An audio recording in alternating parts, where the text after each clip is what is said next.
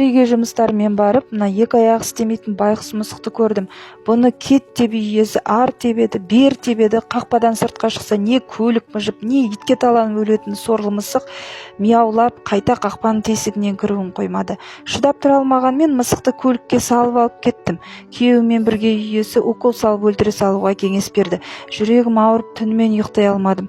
Таңғы 4-те оянып алып қалаға шығып кеттік. Рентгенге түсіріп, бұл бейшараны пневматикпен бір жауыздар атқылап ойнапты. Денесін бірнеше оқ жанап өткен, біреуі артқы омыртқада тұрып қалған. Операцияға қалдырып кеттім. 20 маусым 2023 жылы халін білуге барып едім. Пациенттерге тек сағат 4 пен 7-нің арасында кіргіземіз деген соң, бүгін 21 сағат 4-те жетіп бардым. Оқ омыртқаға тыныш кірмей нерв жүйесін, бүйректі, қуықты жырып кірген. Соның салдарынан артқы екі аяғы мәңгіге жұмыс істемей қалады. Оған қоса кіші дәретін басқара алмайтын болады. Отаға бірнеше күн стационарға 100 мыңдай ақша керек. Одан кейін реабилитационный центрге жүріп кетуі, сиіп кету үшін жатқызу керек.